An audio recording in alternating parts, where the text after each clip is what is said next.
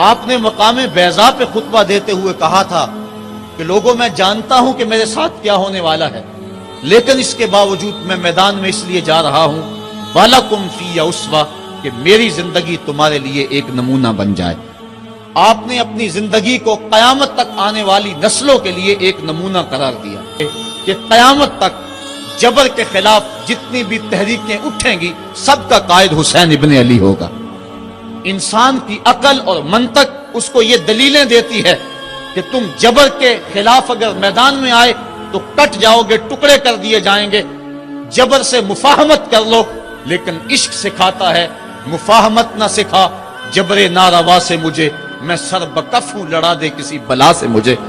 تو عشق انسان کو لڑنے کا سلیقہ دیتا ہے، محبت باطل سے ٹکرانے کا درس دیتی ہے۔ کہا میں اس کے باوجود میدان عمل میں جا رہا ہوں اس لیے کہ میری زندگی تمہارے لیے نمونہ بن جائے اور قیامت تک لوگ میری زندگی سے راہیں تلاش کرتے کرتے میری زندگی کو نمونہ بناتے بناتے جبر کے مقابلے میں کھڑے ہو جائیں اور سرخروئی اور کامیابی حاصل پائیں۔ تا قیامت قطع استبداد کرد، موج خون او چمن ایجاد کرد۔ اللہ اللہ بائے بسم اللہ پدر، مانائے ذبح عظیم آیت بسر۔ سرخ رو عشق غیور از خون او، شوخی این مصرع از مضمون او۔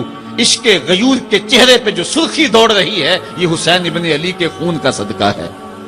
ان کے خون نے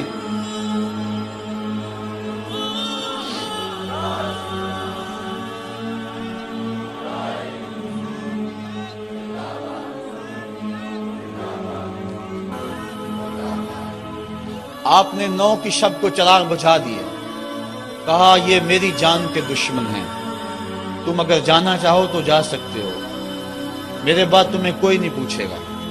لیکن جانثاروں نے کہا یہ کیسے ہو سکتا ہے کہ آپ کا ساتھ چھوڑ کے چلے جائیں۔ پھر عاشورے کی وہ رات جو درد و اندوہ سے بری ہوئی رات تھی، ساری رات عبادت میں گزاری۔ ایک طرف شراب چل رہی ہے اور دوسری طرف آنکھوں سے عشق رسول کی مستی چھلک رہی ہے۔ تہجد کا وقت ہوا، نماز تہجد ادا کی، شہزادہ علی اکبر نے اذان پڑھی اور کربلا کے ریگزار میں ان کی یہ آخری باجماعت نماز تھی۔ ریگستان کربلا کے ذرے گواہ ہو گئے ان کے سجدوں کے۔ آج کائنات کا وہ انوکھا باب رقم ہونے والا تھا کہ صدیاں جس پہ ناز کریں گی۔ فرشتوں نے کہا تھا مالک تو خلیفہ بنا رہا ہے انسان کو، یہ تو لڑائی کرے گا، سجدے تو ہم کرتے ہیں۔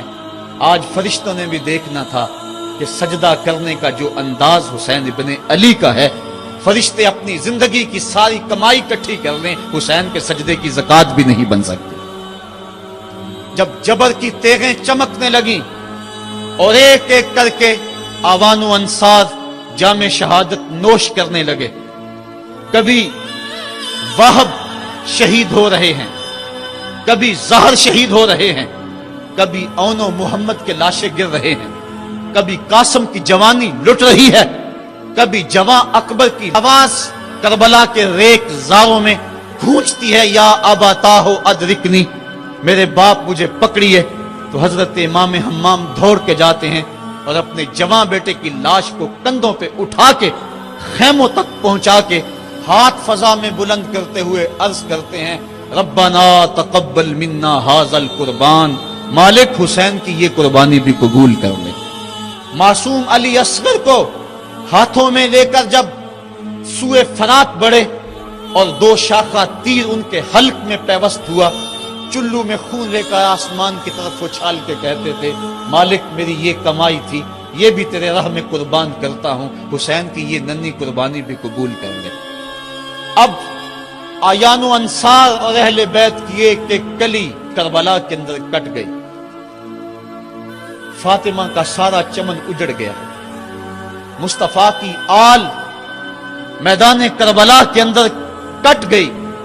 اب امام حمام ہاتھ میں تلوار لیے میدان عمل میں آئے اور آپ نے جو آخری خطبہ دیا تاریخ کے اوراق میں موجود ہے، لوگوں میرا حسب و نسب پہچانو میں کون ہوں، میں کون ہوں، مجھے پہچانو، جلدی نہ کرو، ناحق خون اپنے ذمے نہ لو، میں وہ ہوں جو رسول کریم کے کاندھوں پہ کھیلتا رہا ہوں، اور مجھے حضور نے لوریاں دے دے کے پالا ہے، میں حضور کی زبان چوسا کرتا ہوں۔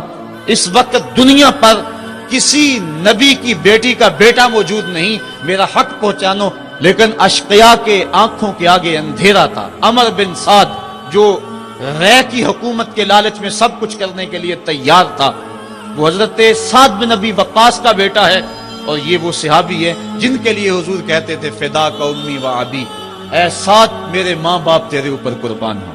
غزوہ احد کے موقع پہ حضور ان کے لیے کہہ رہے ہیں، لیکن آج وہی میدان میں نکلا ہوا ہے۔ حضرت امام حمام امام حسین رضی اللہ تعالیٰ عنہ پھر میدان عمل میں آئے، اور پھر دشمنان اہل بیت کے ساتھ جس جرت اور پامردی کے ساتھ آپ نے لڑائی کی، اور آپ کی تیغ براں جس طرح ان کے سر کاٹتی اور ان کا خون چاٹتی رہی، تاریخ کے اوراق میں وہ روشن باب موجود ہیں۔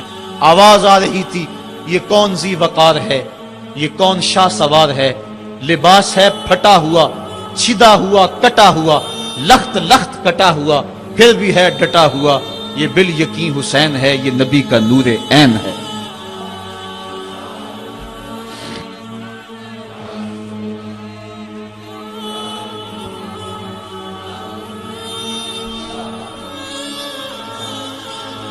حضرت امام حسین حضرت امام حمام رضی اللہ تعالی عنہ میدان کربلا کے اندر جبر کی تیغوں کے مقابلے میں کھڑے ہیں۔ حق بلند ہوتا ہے، باطل کے پاس جتنے مرضی لاؤ لشکر ہوں، باطل بزدل ہوتا ہے، اس کے سینے کے اندر وہ حرارت نہیں ہوتی جو حق کے سینے کے اندر ہوتی ہے۔